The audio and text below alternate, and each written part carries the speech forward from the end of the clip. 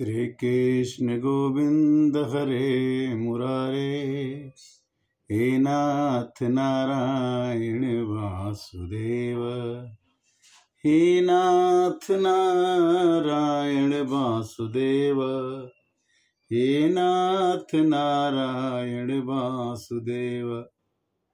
268 268 part मानस ज्ञान के अंतर्गत आज हम चर्चा करेंगे कि जीत के स्तंभ क्या हैं, जीत की शर्तें क्या हैं।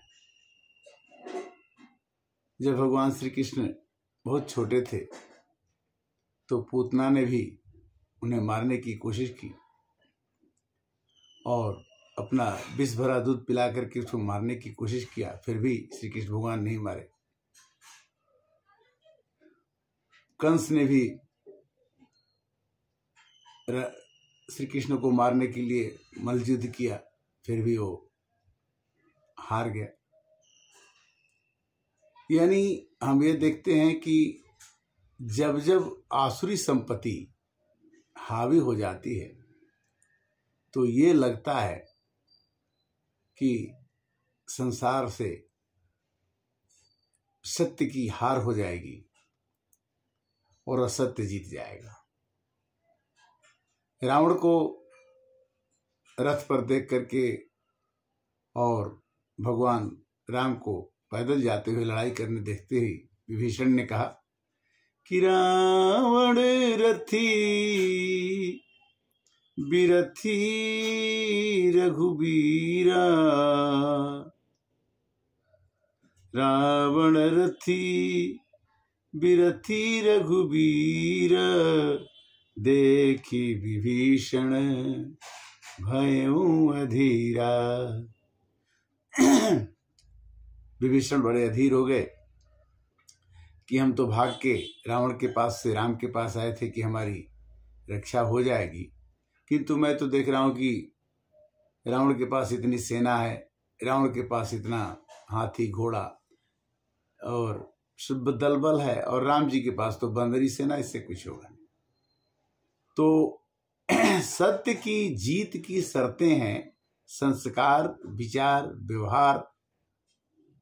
ये अगर मनुष्य के अंदर में रहता है तो एक छोटा से छोटा प्राणी भी धर्मो रक्षति धर्मः के आधार पर, सत्यता के आधार पर धर्म की रक्षा करते हुए वो अपने जीवन में सत्यता को प्राप्त करके विजय को प्राप्त कर सकता है। भगवान ने कहा था कि विभीषण, मैं मिलते ही राम तिलकते ही सारा, असुमन वृष्टि नभ भई अपारा। विभीषण के मिलते ही श्री राम जी ने कह दिया कि आप लंका के राजा मैं आपको बना दिया और तुम चिंता ना करो, रावण की मृत्यु हो जाएगी। बट बीच में जब विभीषण ने सुना था कि खरदूषण का वध भी उन्होंने कर दिया, शूर्पणखा का नाक भी उन्होंने काट दिया, बाली को भी उन्होंने मार दिया, भगवान के नाम की चर्चा सुन करके विभीषण भगवान के पास आया। श्रवण सुजस सुनि आयऊ, प्रभु भंजन भवभीर, त्राहि त्राहि आरत हरण, शरण सुखद रघुबीर। भगवान को प्राप्त करने के लिए 4 तरीके हैं। कोई धन पाने के लिए भगवान को याद करता है, कोई जान बचाने के लिए करता है, कोई ज्ञान पाने के लिए करता है। ज्ञान प्राप्त हो जाता है तो भी भगवान को प्राप्त करने का साधन खोजता है कि ज्ञान के द्वारा भगवान को प्राप्त कर ले। कोई सब जगह से हार जाता है तब भगवान को याद करता है कि भगवान, अब जैसे द्रौपदी ने कहा कि अब मेरे कोई नहीं है भगवान, अगर आप बचाना है तो बचा सकते हैं। तो भाव क्या हुआ? भाव ये है कि जब तक भगवान को अर्थ में या अर्थार्थी के रूप में कोई कहता है कि मैं ये जगह कर दूंगा, मैं ये पूजा पाठ कर दूंगा, मैं ये गरीबों को वो बांट दूंगा, मेरे को भगवान धनवान बना दो। भगवान उसे बना देते हैं। बनना और बिगड़ना भगवान को ही बनाना है, और वो बनाते भी हैं। कृतज्ञता का भाव अगर आदमी छोड़ दे मनुष्य के अंदर कि मैं करता हूं, तो भगवान हमेशा उसके साथ रह कर के सभी जिमी बालक राखी मातारी। भगवान ने बराह रूप धारण किया और पृथ्वी को हिरण्याक्ष नाम का राक्षस जमीन के अंदर ले जा रहा था, तो वहां पर भी सत्य की जीत करने के लिए भगवान ने अपने नथुनों पर पृथ्वी को बाहर निकाल लाए और मनु शत्रुपा से ये पूरे विश्व की संरचना हुई। दक्ष प्रजापति, कश्यप ऋषि, दिति, अदिति, ये श्रीमद् भागवतम में नामों की चर्चा आती है। और हमें इस पर विश्वास करके, इसका अध्ययन करके समझना ही पड़ेगा कि संसार भगवान के द्वारा या डायरेक्टर के द्वारा या निर्देशक के द्वारा ही चला जाता है। कभी रुष्टा, कभी तुष्टा, रुष्टा तुष्टा क्षणे क्षणे। ये संसार है तरंगों की भांति, कभी ऊंचा उठ जाता है और कभी बिल्कुल नीचा गिर जाता है, बट सत्य की जीत होती है। आज के परिप्रेक्ष्य में राम जी का जन्म 500, राम जी का मंदिर जो है 500 वर्षों से निर्मित नहीं हो सका था। वो निर्मित हुआ, कैसे हुआ, किसने किया? किसने दीप जलाया, दिया जला कर किया उजाला, अपने आप छुपाया। कोई भी आदमी जो काम करता है वो कैसे कर देता है? केवल ऑक्सीजन से पानी नहीं बन सकता है और केवल हाइड्रोजन से पानी नहीं बन सकता है। हाइड्रोजन और ऑक्सीजन दोनों की एक मात्रा है, 1:8, 1:8 के 1 गुना हाइड्रोजन 8 गुना ऑक्सीजन मिलाकर के पानी बनना तो बन जाएगा। उसी तरह से मनुष्य के जीवन में सगुण खीर अवगुण जलता मिलई रचई परपंच विधाता। उसी तरह से भगवान ने सगुण दूध सगुण माना गया है, सगुण खीर अवगुण, और अवगुण को पानी माना गया। ये पता नहीं चलता है कि अवगुण क्या है और ये पता नहीं चलता है कि गुण क्या है। किंतु गुण और अवगुण को अगर किसी की पहचान करनी है तो भगवान के शरण में जाना पड़ता है, शक्तियों के शरण में जाना पड़ता है, और वो शक्तियां बताती हैं, गुरु बताता है कि ये चीज खराब है और ये चीज अच्छा है। जब हमारी ज्ञान के चक्षु खुल जाते हैं, हमारे ज्ञान की आंखें खुलती हैं, तो पता चलता है कि सार सार को गहरे थोथा दे उड़ाए।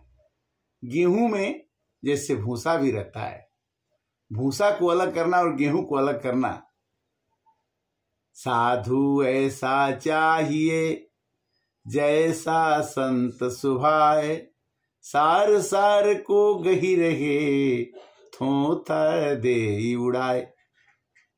देखिए, आज भारत हमारा देश धर्म के पथ पर चलते हुए, अग्रसर होते हुए, कितने तरह के कष्टों को सहते हुए हमेशा लगता है कि भारत में ये तकलीफ आ जाएगी, या सत्य पर चलने वाला आदमी गिर जाएगा, या संत का नुकसान हो जाएगा, या सत्य प्रवृत्ति पर चलने वाले का परेशानी आ जाएगी। किंतु नहीं, भगवान कहते कि नहीं। योग क्षेमम वहाम्यहम्, हम अपने भक्त की, अपने दास की, अपने से जुटे हुए लोगों की सब तरह से रक्षा करते हैं। उसकी रक्षा में वो तो कहते हैं कि ब्राह्मण का मतलब कि वह वर्ग जो पूरे संसार को, विश्व को आगे बढ़ाने का काम करता है, उसको ब्राह्मण कहते हैं। आगे बढ़ाने का काम को वही करेगा जिसके पास ज्ञान होगा। ज्ञान के पंथ कृपान की धारा, अपरत खगेश हो ही नहीं पारा। ज्ञान बहुत जरूरी है। ज्ञान किसी में भी दिया जा सकता है। कबीरदास जी ने कहा कि जब मैं था तब हरि नहीं, अब हरि हैं मैं नाही। सब अधियारा मिट गया, जब दीपक देखा माही। कबीरदास ने कहा कि मेरे अंदर जब भगवान का प्रकाश होगा तो पूरा अंधेरा, पूरा ज्ञान मिट जाता है। रसखान जी जब श्री कृष्ण भगवान के प्रेम को देखा तो कहा कि मानुष हो तो वही रस खानी, बसो ब्रज गोकुल गांव के ग्वारन। मतलब रसखान कभी मुस्लिम होते हुए भी उन्होंने ये प्रदर्शित करके दिखा दिया कि धर्म की रक्षा करने से धर्म हमारी रक्षा करेगा। किसी भी जगह, जिस देश में, जिस वेश में, परिवेश में रहो, राधा रमण राधा रमण, राधा रमण कहो। हमें करना एक ही काम है कि जिस भी देश में रहें, जिस भी वेश में रहें, बचपन में हो, जवानी में हो, बुढ़ापा में हो, सुबह में हो, दोपहर में हो, शाम में हो, जब भी समय मिले, एक घड़ी आधी घड़ी, आधी में पुनियाद, तुलसी संगत साधु के कटे कोटि अपराध। आज 18 पुराणों में 2 बात लिखी है। अष्टदश पुराणेषु व्यासस्य वचनम द्वयम्, पापाय परिपीडनम, पुण्याय परहिताय। दूसरे का हित करने के समान कोई पुण्य नहीं है और दूसरे को नुकसान पहुंचाने के समान कोई पाप नहीं। मन से, वाणी से और कर्म से अगर आप किसी को नुकसान पहुंचा देते हैं तो आप कभी भी सुखी नहीं हो सकते और आपकी ध्वजा और आपकी पताका और आपका विजय कभी नहीं मिल सकता है, कभी नहीं मिल सकता है। किंतु मिलेगा कब? जब आप अपने को तिनके के समान सबसे नीचा समझ करके देश की सेवा, समाज की सेवा, घर की सेवा करते हैं, तब आप जीवन में वो चीज पा जाएंगे जिसके लिए देवता लोग तरसते हैं। तो क्या है कि परहित सरिस धर्म नहीं भाई, पर पीड़ा सम नहीं अधमाई। 18 पुराण पढ़ने की जरूरत नहीं है। आप ये लाइन पढ़िए कि परहित सरिस धर्म नहीं भाई, दूसरे का हित करने के समान कोई धर्म नहीं। अब पर पीड़ा सम नहीं अधमाई, अब दूसरे को मन से, वाणी से, धन से पीड़ा पहुंचाते हैं तो इससे अधम, इससे नीच और इससे पाप का कोई काम नहीं। इसलिए हमें समझना होगा कि विजय प्राप्त करने के लिए स्तंभ हमारे पास हमारा संस्कार, हमारा विचार, हमारा आचरण, हमारा व्यवहार, हमारी सत्यता, हमारे पास गीता में लिखित 39 आसुरी गुण, ये दैविक गुण होने चाहिए। दैविक गुण और आसुरी गुण, ये दोनों हम पैदा होने के बाद हमारे अंदर, जैसे खेत में चना बो दिया जाए तो चने की खेती हो जाएगी और खेत में हम सरसों बो देंगे तो सरसों की खेती हो जाएगी।